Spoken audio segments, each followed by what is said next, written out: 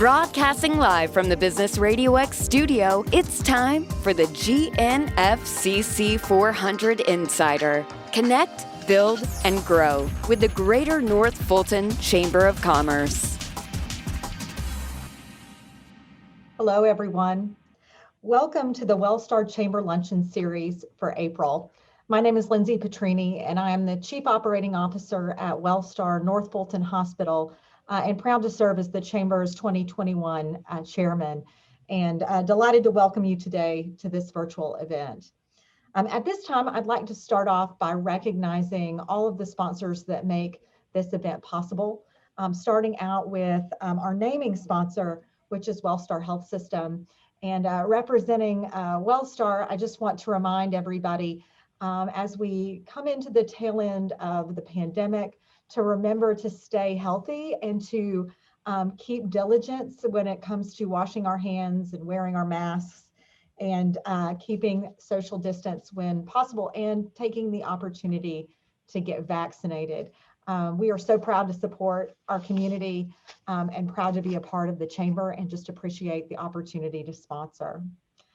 I would also like to take a moment to recognize our gold sponsor, AT&T. I would like to ask Rich Johnson, the AVP of External Affairs, to say a few words. Rich. Thank you, Lindsey. It's a pleasure to be with you this morning. We're excited about what the North Fulton Chamber really is doing here to bring together the community, to bring together these key issues and talk about how we can continue to move our state and our community forward. As many of you all are aware, the Chamber is really the foremost leader with respect to policy issues and representing business at the state capitol. I'm confident today's speakers and panelists, having worked with both of them for a number of years, are going to bring some really insightful opportunities to talk about some of these key issues. And I hope that you are excited about what we have today. So on behalf of AT&T and our nearly 20,000 employees statewide, we are proud to be a sponsor and proud to support the North Fulton Chamber. All right. Thank you, Lindsey. Thank you so much, Rich. We appreciate AT&T's partnership with the Chamber and the continued support of our events. We'd also like to thank our media sponsor, John Ray and North Fulton Business Radio X. As a reminder, you may use the Q&A feature at any time to enter any questions that you have as our panelists are speaking. We will get to as many questions at the conclusion of time as possible. It is now my pleasure to introduce our esteemed panel for the 2021 legislative update. Our first panelist is Sam Olens. Sam is in Dentons public policy practice and is a member of the firm's State Attorney General's group. His practice focuses on state attorneys, general and local government affairs matters. Sam has served as Attorney General of Georgia and chair of Atlanta Regional Commission Board.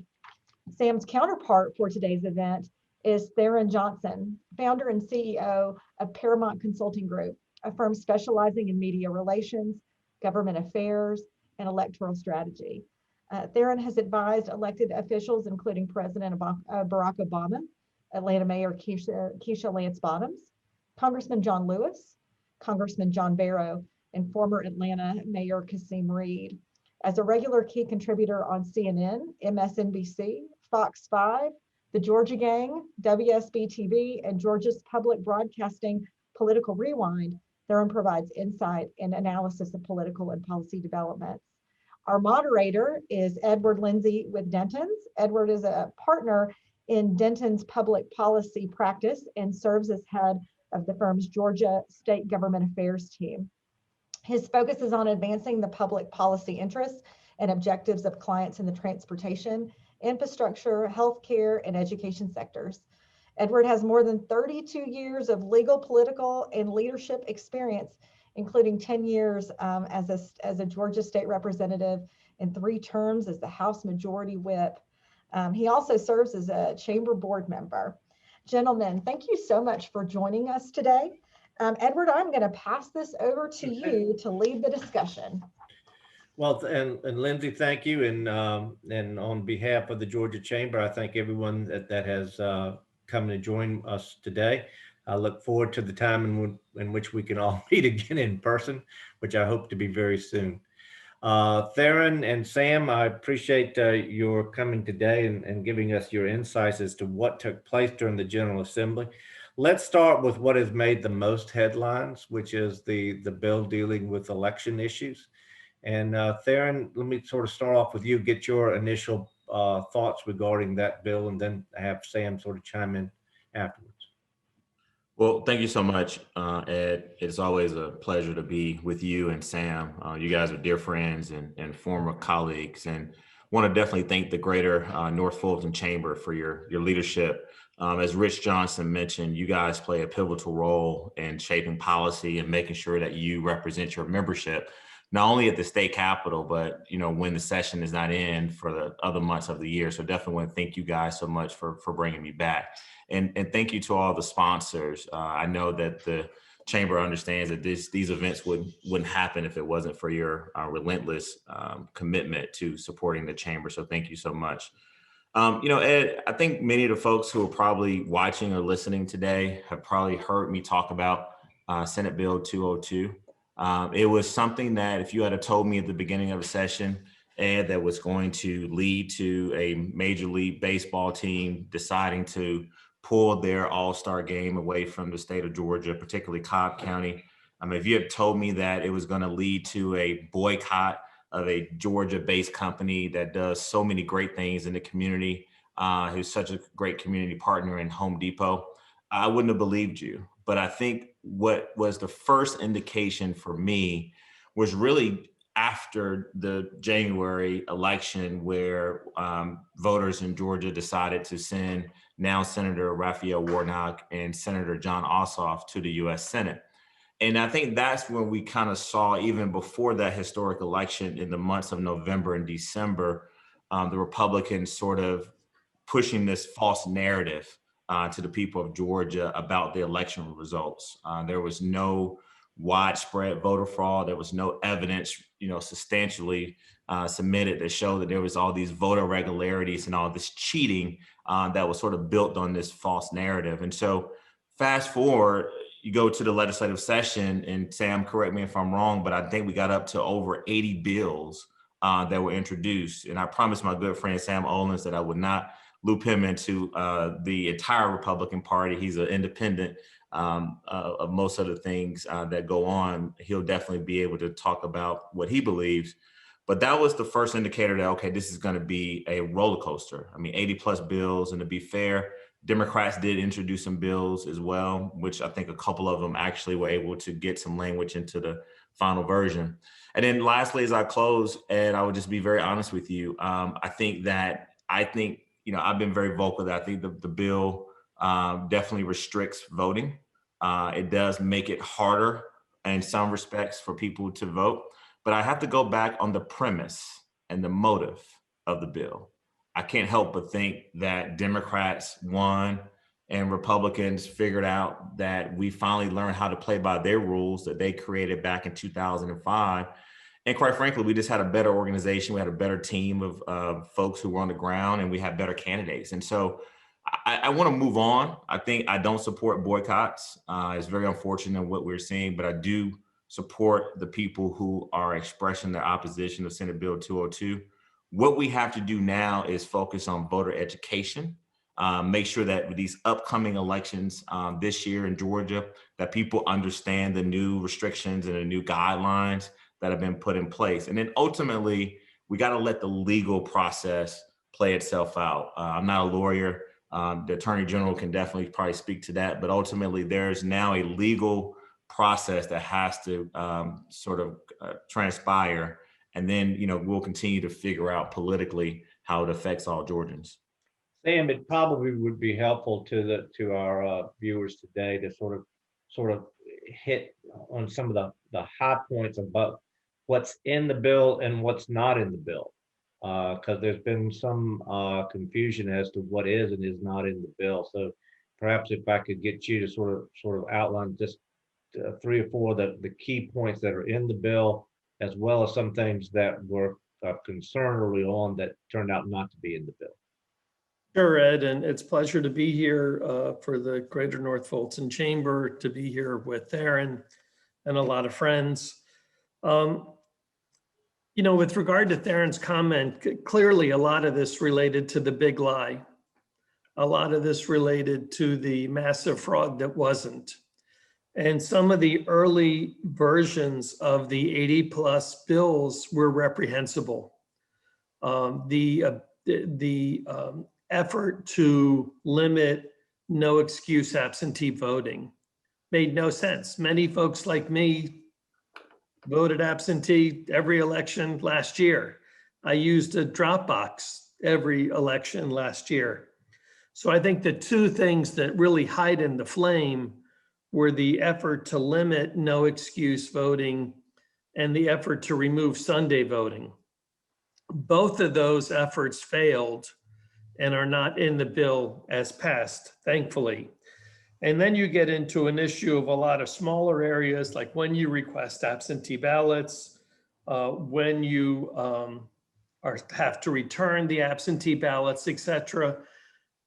And while that attracts a lot of debris and a lot of attention, Georgia in all of those spaces is consistent with the majority of states, but it's always easier to go from no early voting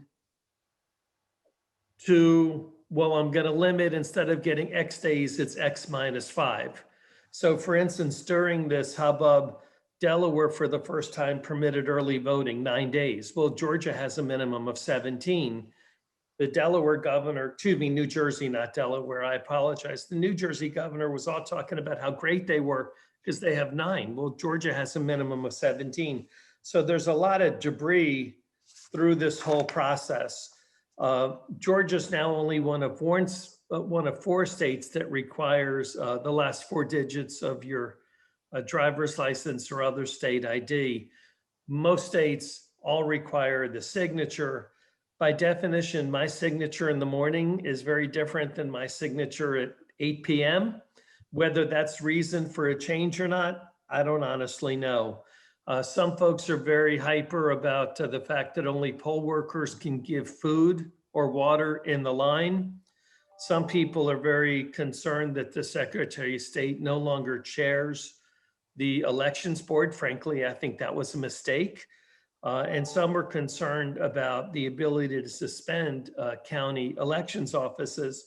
At the end of the day, this would be far less controversial if it weren't for the big lie, and far less controversial if there wasn't an initial effort to restrict early voting or Sunday voting. Finally, in the legal area, there were 5 prior lawsuits. Today, there was reference to a 6th being filed. These lawsuits are frankly easier for the state attorney's general office to defend than some of the other litigation they've had to defend in the last couple of years. My educated guess is that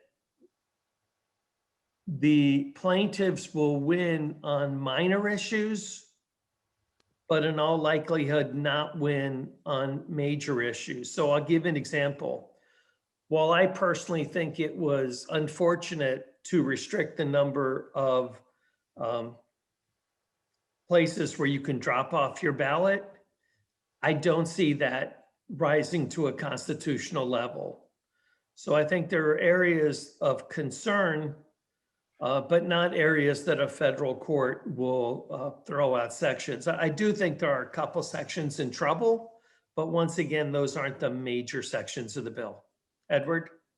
All right, and we'll come back perhaps if we get some questions about some of the other aspects of the election bill, but I do want to also cover some other things. And Sam, I'm going to start with you on this one. Sort of walk through some of the key things that were passed this session that aren't necessarily making the headlines that you think are most significant. And then Tharon, I'm going to throw it to you on some of your thoughts. So I want to mention one win before we get to the legislature, and that's the water wars. The Supreme Court's decision to side with Georgia is huge. For folks in the northern area of the metro area, that's a large decision. We still need to be good stewards of our water. We still can potentially have further litigation from our sister states, but that was probably the biggest win our states had in years. Now, with regard to the legislature, the citizens arrest bill sponsored by Burt Reeves is huge. The bill to severely limit the number of people on probation that Edward led, SB 105, is huge. Those are two really big criminal justice reform wins. And the third issue I'd mention is Senate Bill 6, which was the overall economic development bill. Apparently that has a huge gain for Lockheed, a huge gain for Class 3 railroads, for projects of regional significance, and medical and pharmaceutical manufacturing. So I think we're not going to hear the term Senate Bill 6, but we're going to get some nice jobs growth out of Senate Bill 6. Thank you. Okay. Theron? Yeah, I think, and I thought I heard Sam mention this one, but definitely House Bill 479, which was a long overdue overhaul of the citizens arrest law that we had in Georgia. And that was very significant, as a lot of us were down at the Capitol this year, seeing the Democrats and the Republicans come together in a bipartisan manner to unanimously pass this bill. I also want to highlight that Senate Bill 146, which was a Senate bill that would dealing with personal parental leave, was a big one, because now it extends that parental personal leave to state employees. And we know that at a time where we're just trying to get used to this new norm, that was a really big one that passed. And so just those are just two that come to mind that I think were really good bills in a bipartisan manner that were passed. And ultimately, I agree with Sam on the probation bill. I think that was Senator Tanya Anderson and Senator Strickland as well. That was a bipartisan effort also. Mm-hmm. Yeah, and there were also some other bills just sort of add to that, dealing with infrastructure in particular, dealing with the freight infrastructure, which is extremely important in terms of goods getting out of the Savannah port and getting into the mainstream of commerce. Georgia actually somewhat lags behind in some of its freight infrastructure, and there was an important bill that was passed to sort of help add to that infrastructure and help us beef up some of our needs in terms of moving freight out of the Savannah port and into the general commerce. Just want to throw that in as well. What, Theron, what bills did you feel were big that didn't pass, that issues that are still out there for the 2022 session? I think the first one that sort of jumped out to me and be disclosed for our audience, I previously worked on destination resort casino gambling previous years, but it was sort of the inability for us to really pass sports betting. That was something that I thought going into the session this year had a lot of momentum at a time where I want to be able to bet on sporting events legally in Georgia through an app or through my device or a computer. I thought that one was one that had enough support and enough momentum going into the session. There were a lot of people that sort of informed me that I guess casino gambling kind of got mixed in there a little bit. And to be quite frank, just be very frank with you, Ed, I think we want to take our viewers into, our work at the Capitol. I want to applaud the House Democratic Minority Caucus and the Senate caucus, Democratic caucus, for really sort of locking down and really standing up for what was right. They wanted to have some negotiations around sports betting that tied into ultimately Senate Bill 202 and really sort of get some compromise language in there, some concessions that they wanted to be done. So I think this fight is not over. This is a 2-year session, but I hope that we'll be able to have that conversation again during the session and we can pass sports betting in Georgia. I think it'll help us rebuild this economy. It can be a definitely alternative method of revenue that will be good for our state. Yeah. Sam, any additional thoughts in that area about issues that we didn't get past this session? No, I mean, look, when I first got involved in Georgia politics, there were two Georgias, urban and rural. And some of us remember when each county had one vote and was fortunately declared unconstitutional. Then I started hearing everyone tell me there are 5 Georgias, Atlanta, north, south, west, and east, the coast. We're now back to 2 Georgias, but instead of it being urban and rural, it's Republican and Democrat, as was alluded to by Tharon in his answer.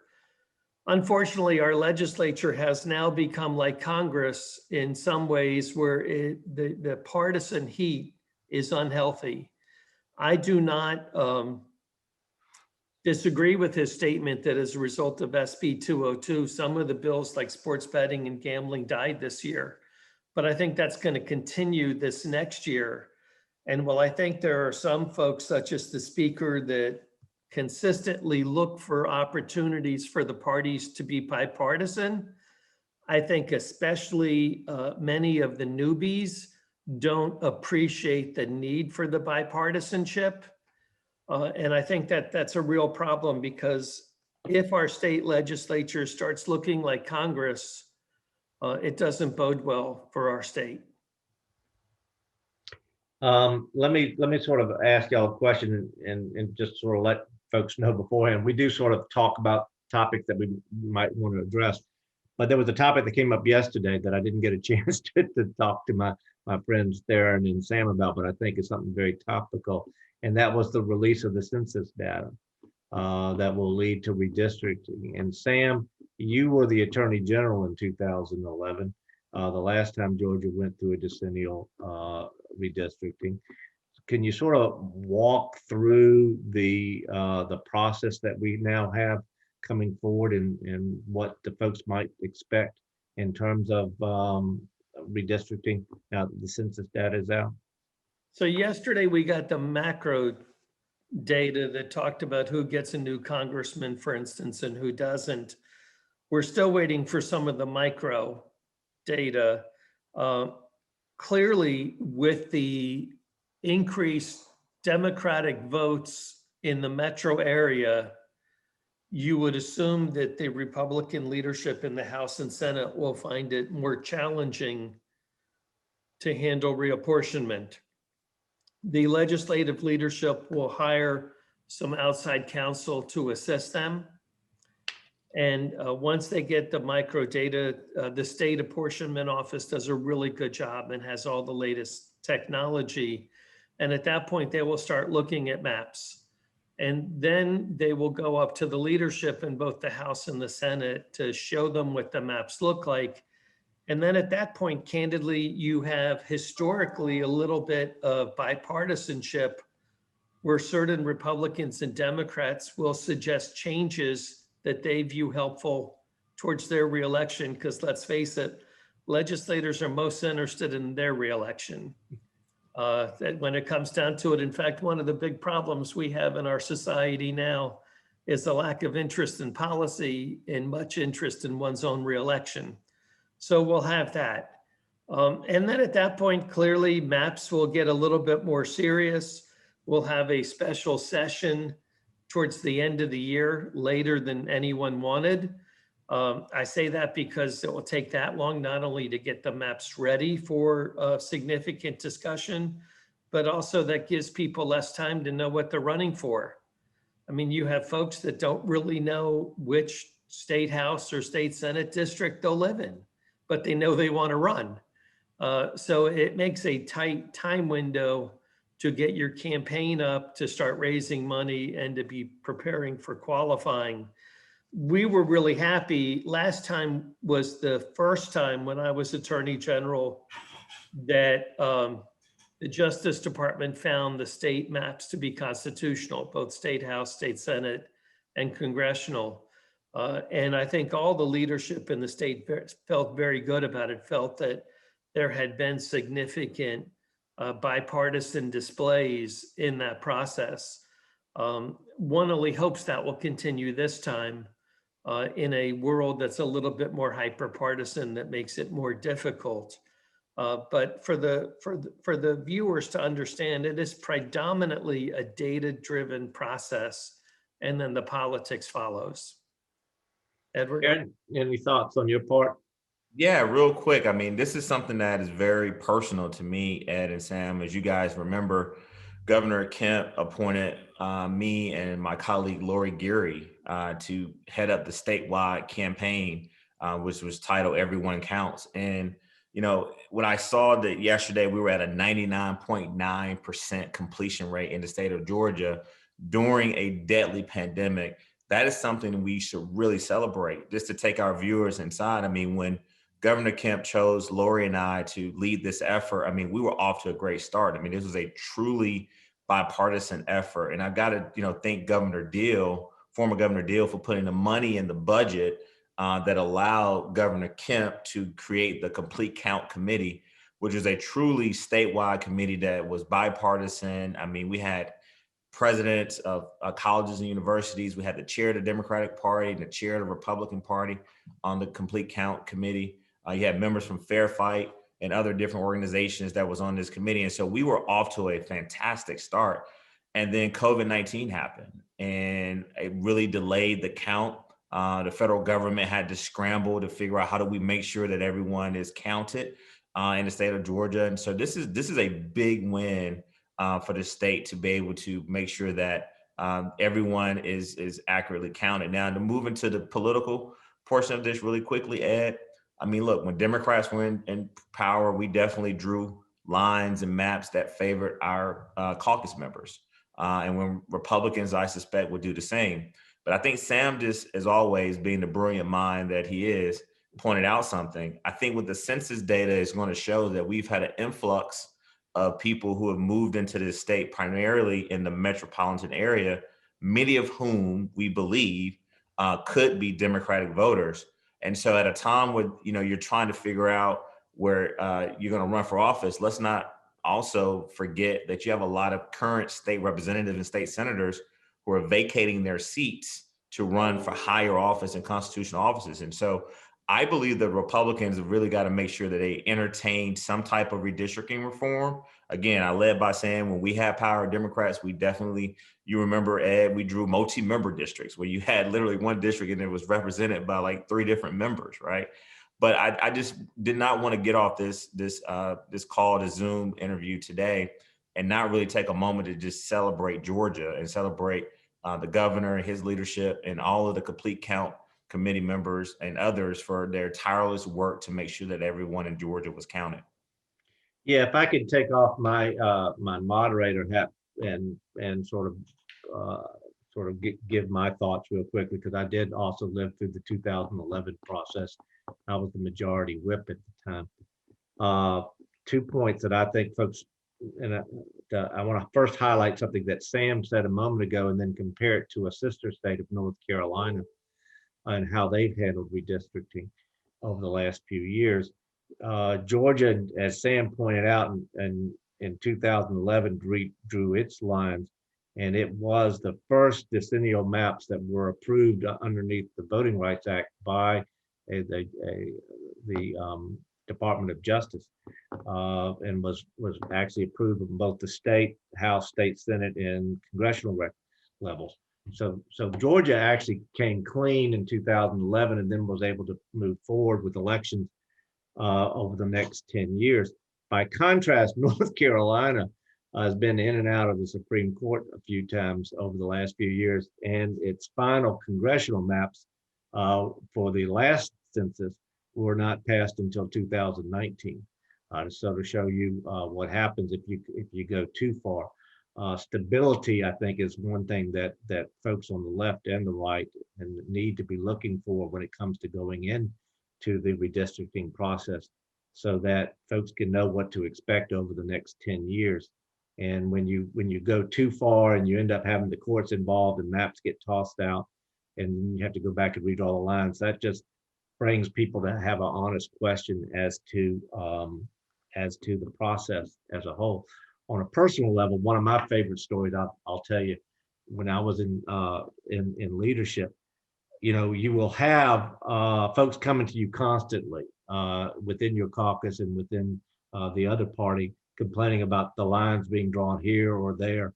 And in my case, I represented about 80% before the redistricting, and the city of Atlanta, about 20% in Sandy Springs.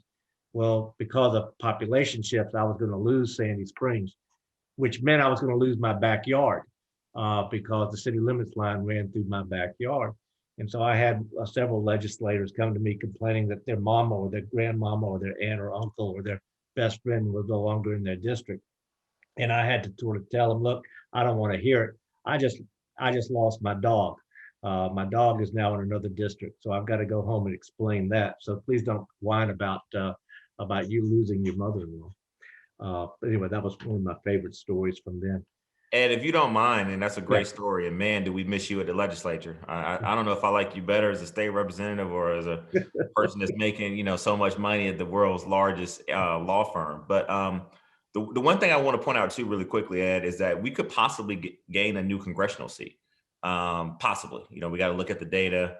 But even if we don't gain this congressional seat, the amount of growth that has happened in the metropolitan area, there's going to be a strong look at, I believe, congressional districts 6 and 7, because of, I believe, nonpartisan reasons, but just the amount of growth in those particular districts. And so it definitely, depending on the data, we could possibly pick up a additional congressional seat. Yeah, and quite frankly, I think you guys have touched on it, but you're going to have folks, even though there's been an increase in our population of a little over 1 million, if I remember correctly, through the census data. As you mentioned, there's been a shift in where those people are. So while you'll have a lot changes in metro area, that's the easy part when you're simply dividing out new population centers.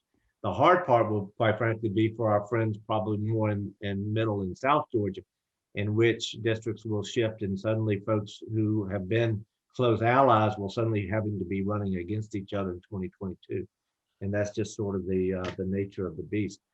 Folks, I've got one question so far in my Q&A box, and I need a few more in the next few minutes. So please start adding your questions in, and I'm going to have these two folks address it. Looking ahead to 2022, you've already discussed gambling. What other issues, Tharon, I'll start with you on this one. What other issues do you expect to see in the 22 session? I think you're going to definitely see a effort. I will hope to be a bipartisan effort, but I definitely think you'll see Democrats try to look at some provisions, some language of how they can maybe amend Senate Bill 202 or pass new laws based on, as Sam did a great job of explaining to us, that what ultimately will be the verdict in the courts, right? One of the things that I think, for our listeners and viewers, the thing that was so interesting to me is that you heard Sam talk about the drop boxes, right? And so he used them. People in my family, my friends use them, right?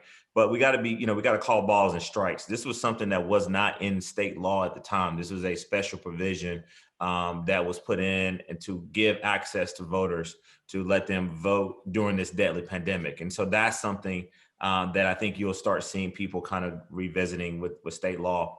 I think the other thing that's going to happen, Ed, is that you're going to see a big push for full Medicaid expansion.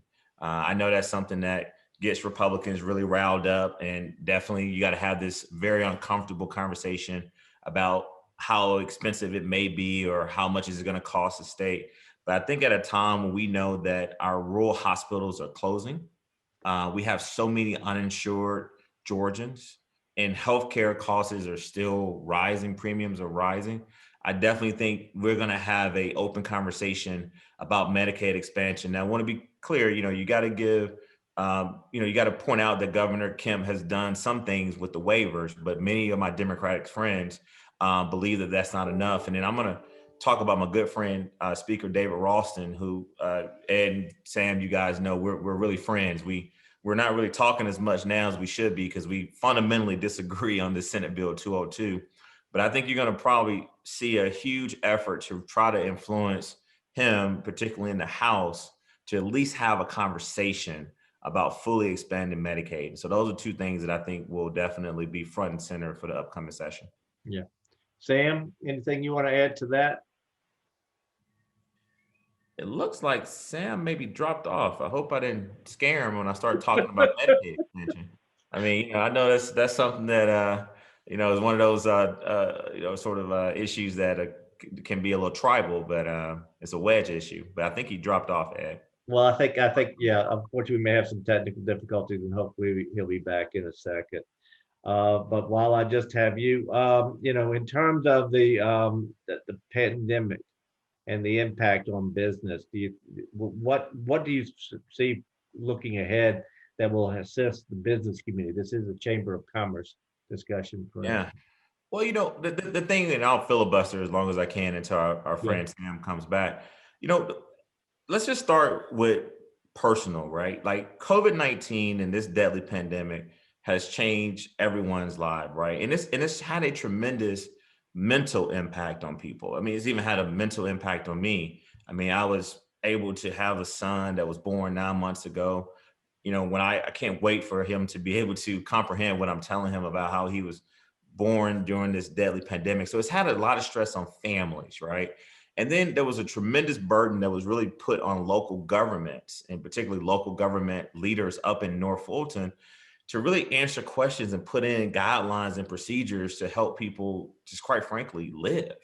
And I know, listen, we won't get into the sort of strain that it was with trying to get federal funding to the states, and then the state was, then responsible for making sure that everything happened. But I definitely think that it's had a tremendous impact on us personally and families. And let's not forget schools and in-person learning. I mean, our students trying to learn and parents having to figure out this process. But lastly, as you mentioned, Ed, I think it's had a tremendous impact on businesses, particularly small businesses. We definitely had the 2 rounds of the PPP loans. I know that if you look at what's going on in the White House right now and what's going on with the state, there's an effort to try to make sure that we reopen the economy, which Georgia has done, but also keep in mind that we got to mask up. We're not out of the woods yet. We got to make sure that we continue to socially distance and make sure that we get tested. And then now it's this big move to get everyone vaccinated, which, by the way, I mean, Georgia has made a slight improvement, but we're still lagging behind, particularly in our rural areas where people get vaccinated. And so it's had a tremendous effect on businesses. And Ed, lastly, I can't tell you how many business owners I talk to, and I'm a small business owner myself, but one of the conversations that small businesses are having right now and in businesses are, how do you retain and recruit talent, good workers? Because some workers decided not to come back to work right away because they were able to finally, how long it took to get their unemployment and to figure out different ways to try to make a living. And so I think there's a huge struggle right now for businesses to retain their workers, but also figure out a way to recruit new workers at a time where I think a lot of things have just changed. And we also got to have a conversation about wages too, but that's a conversation for another day. Let me ask, and Sam, I'm glad to have you back in here. We missed you for a few moments. Perhaps both of you can sort of chat, because both of you deal with this issue, the relationship with the federal assistance when it comes to dealing with the pandemic and how the local and state folks will be dealing with it. We have the American Relief Plan that passed just a few weeks ago up in Congress, which will get a lot of money coming into Georgia. And Sam, perhaps if you could start sort of your understanding on how the on how that money will trickle down to both the state and locals. God, I was all set to respond to the question you gave Theron when construction decided to knock off my power. I think with regard to your last question, we don't really know the answer to that question. I mean, the governor's talked about having a committee or commission that would assist. It is a huge amount of money. And I think there's going to be a lot of open discussion on how much is for social, how much is for infrastructure. It would certainly be my hope that broadband is on top of that list, since that's so essential to our economic development as well as to our youth. So I would certainly hope that a lot of it would be for broadband, but I just hope cool heads prevail in that regard. And I apologize again, but they're building a building near me and they decided that was a good time to hit the power line.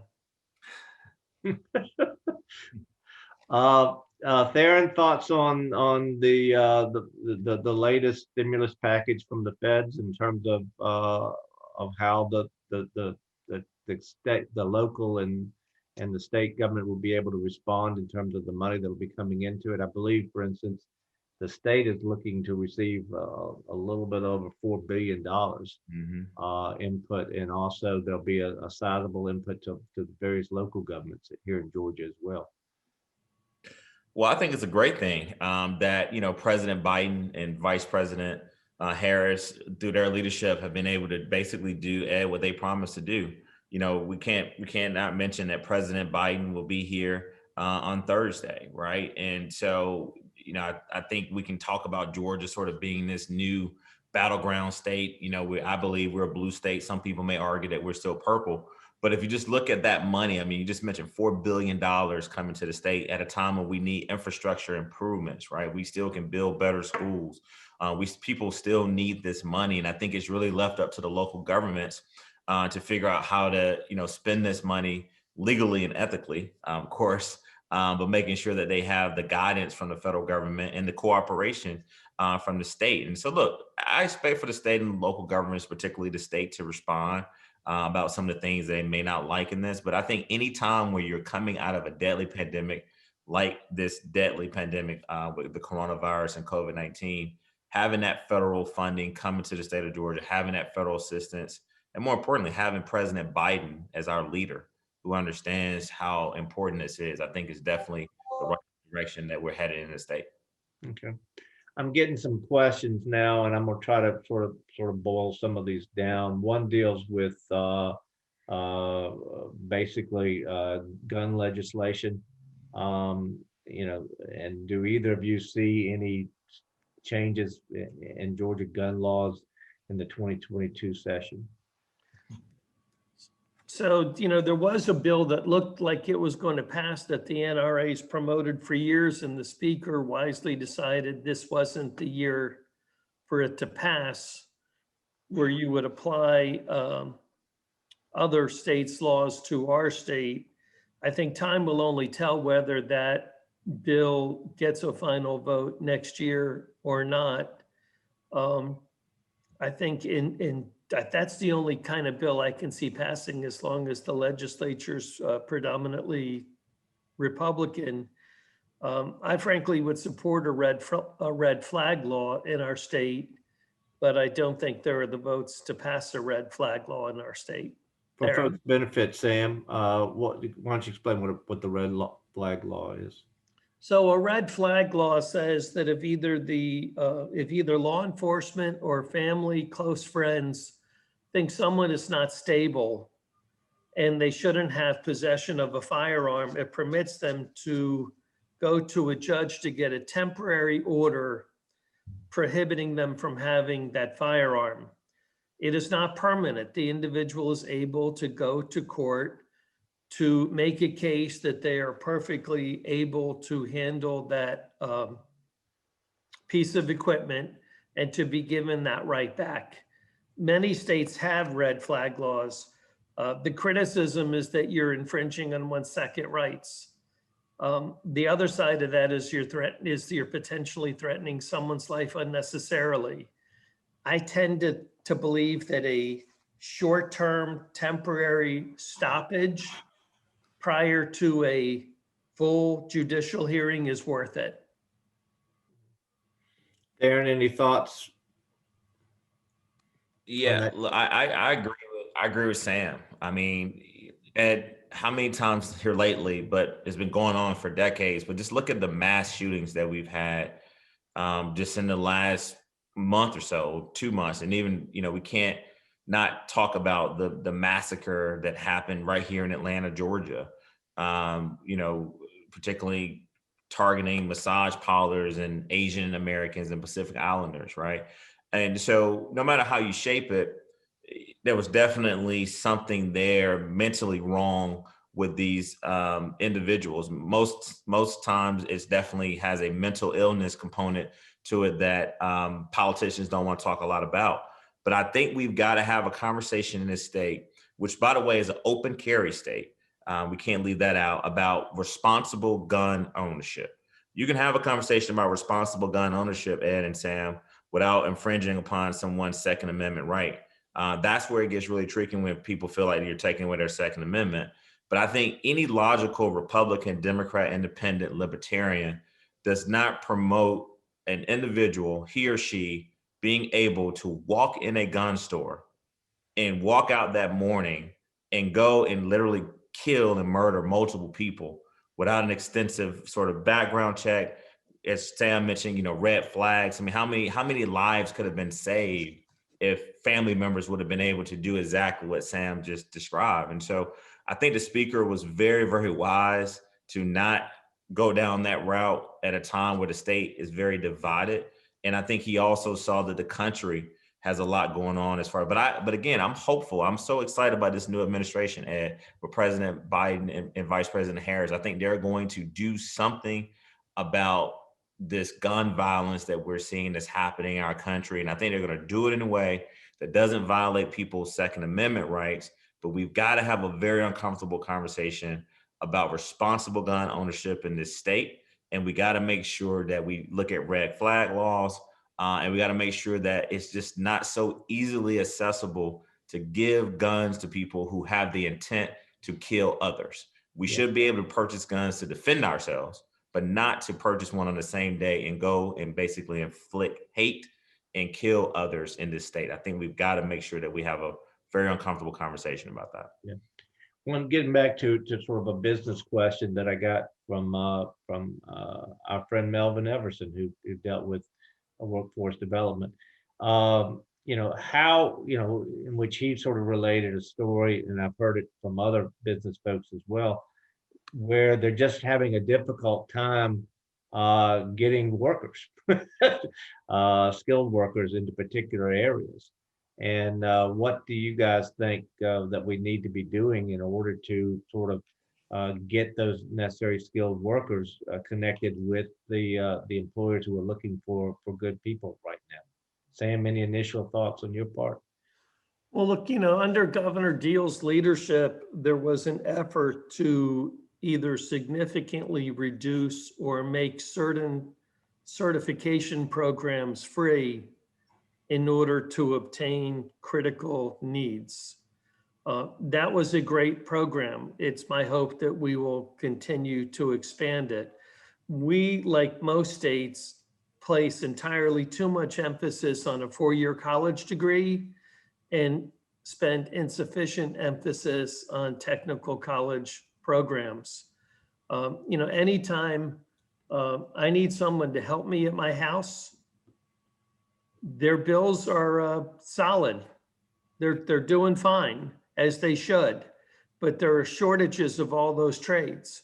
So I think whether it's IT, whether it is cybersecurity, whether it relates to our film industry, frankly, it is a good place for government to help fund those programs that provide those necessary jobs.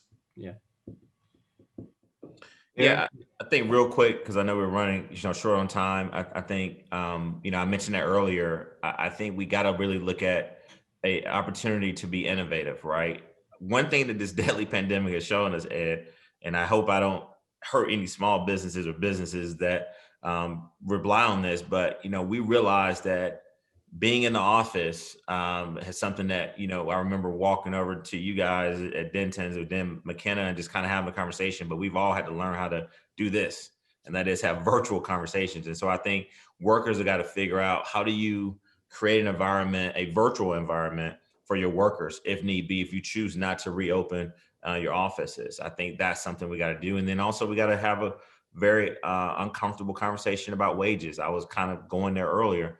While we celebrate Georgia's the #1 state to do business, we still have a lot of wage stagnation that's happening in this state. There's a lot of income inequality that's happening in this state, particularly in the Atlanta metro area. And so I think you got to really look at whether or not we should raise the minimum wage, which hasn't been done in decades. And so that's probably another way that we can try to make sure businesses are able to retain and recruit good workers.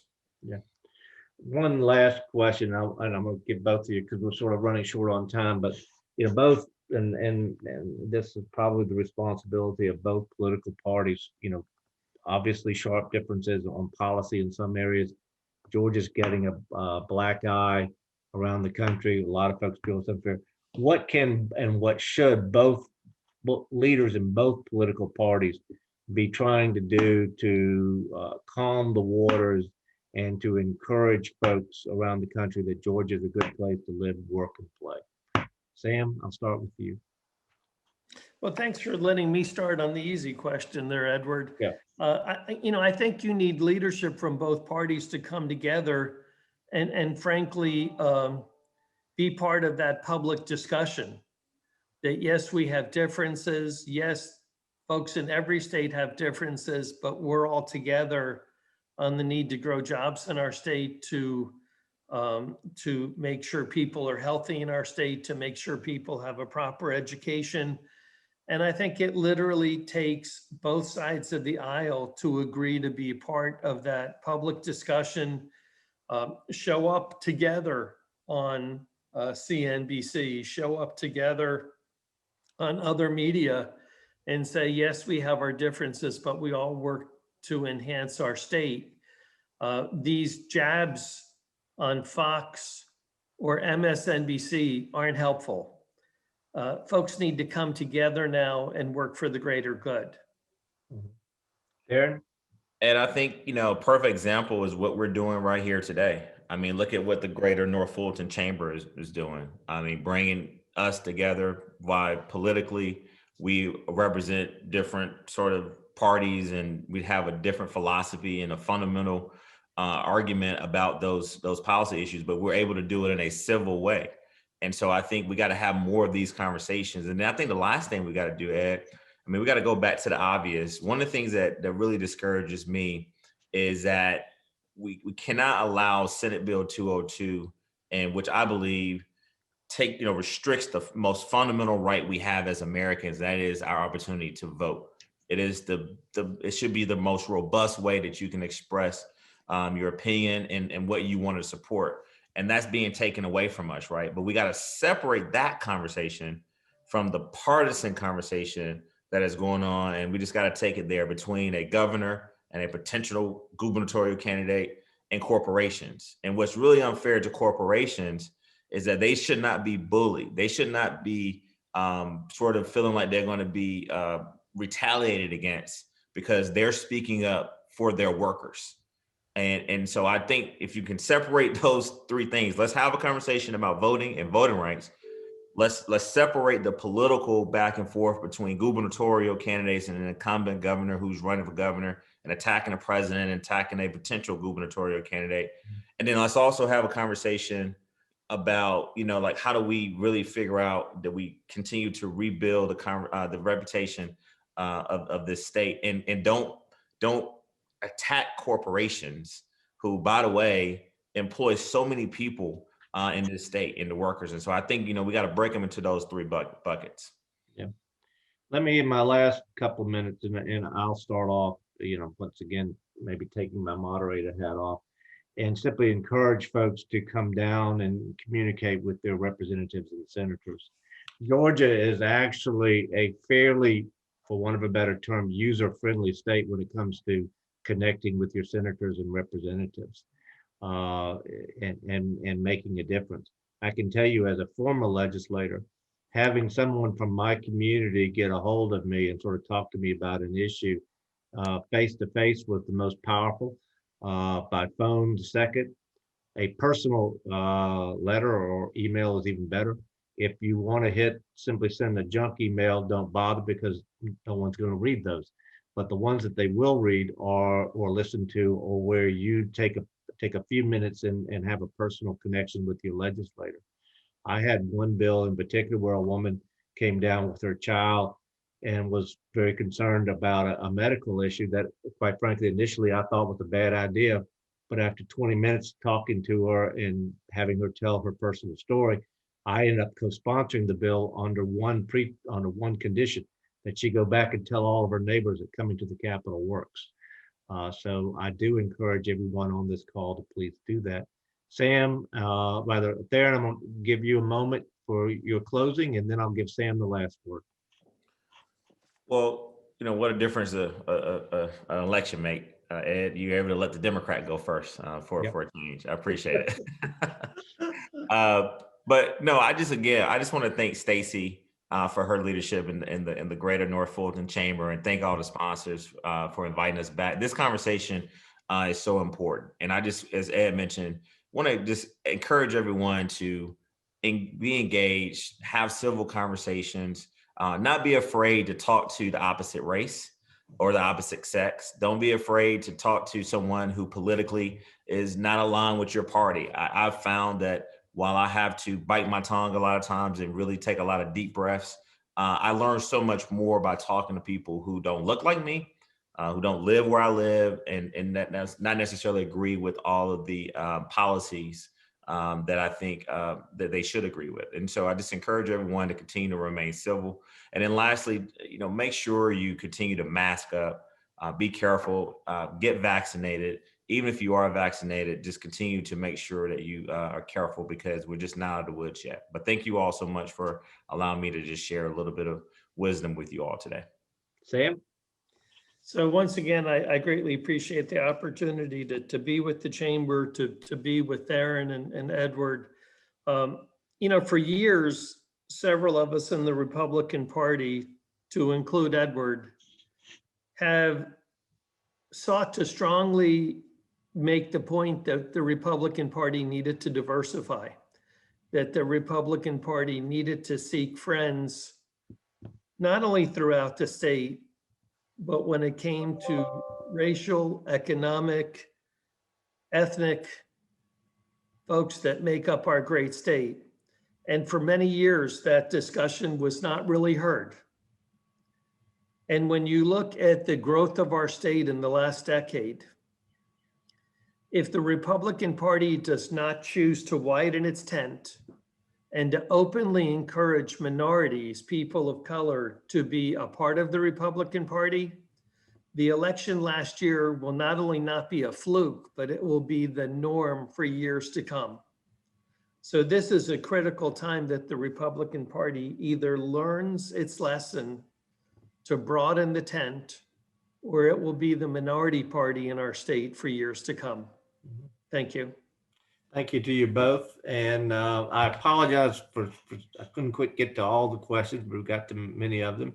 And for those that didn't get their question answered, once again, contact your local legislator and continue the discussion. With that, Callie, I turn it back over to you. Thanks, Edward. I appreciate it. Thank all of you gentlemen. Tharon, Sam, you guys were amazing, as you always are. As we conclude today's event, I want to express how grateful we are, of course, to all three of you for your time in joining us. As Tharon mentioned earlier, the Chamber cannot offer great programs like this without our sponsors. We would like to thank Wellstar North Fulton Hospital and AT&T for their tremendous support. Thank you as well to John Ray and North Fulton Business Radio X as our media sponsor. We actually have so many upcoming events planned and hope you're able to join us. Just a few of those. On June 11th, we will be hosting our summer soiree, which is an answer to our gala, which is usually held in January, February. This will be presented by Northside Hospital on Friday, June 11th at the Ameris Bank Amphitheater.